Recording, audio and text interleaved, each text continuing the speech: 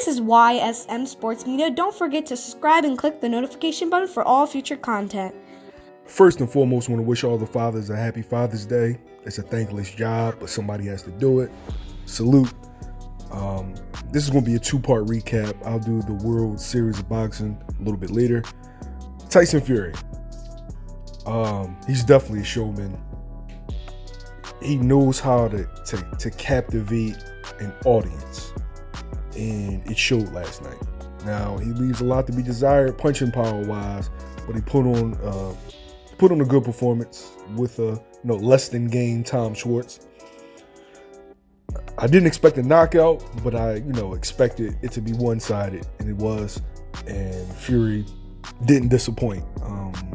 He controlled range, used his jab, used his movement effectively. Fury's a very herky-jerk fighter, and it's hard to cut the ring off on him because he uses so many feints, and he's so big and quick. And he ended up stopping Tom Schwartz via second-round knockout. But the question on everybody's mind is, when is he going to rematch with Deontay Wilder?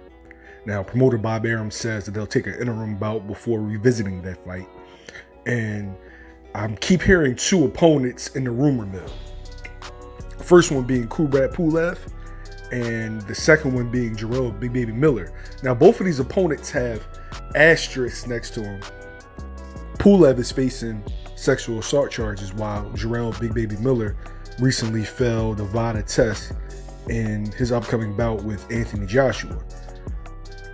So both of these opponents are kind of like, left up in the air. But on to the undercard. Very good fight. Jesse Hart versus Sullivan Barrera. This was Jesse Hart's debut at light heavyweight, and I say it was a solid performance. He kind of gassed out towards the end, but the early rounds, I feel like he controlled distance and just peppered Sullivan Barrera with jabs all night. And Sullivan Barrera had success in the 11th and 12th round, but it wasn't enough to offset the rounds that Jesse Hart stored in the bank early on. I feel like this was a good step up for Hart, being that he's just dipping his toe in the division, and he probably wanted to gauge exactly where he stands as far as taking a light heavyweight's punch, and he did good. I would like to see him in there with a Bivol, Kovalov, or Gazik. I think he's earned that, even though he hasn't had the best track record in title fights. And I'm not really talking about his performance, I'm talking about the judging.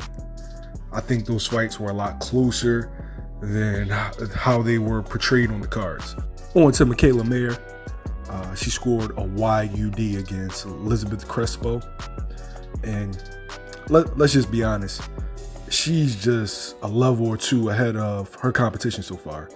And I feel like she's ready for a title shot. I definitely would like to see her against Eva Wallstrom. And I know she's fighting for the WBC in August. I think that's a great fight. A talented prospect on the way up, and aging former champion on the way out. I mean, that's a great storyline.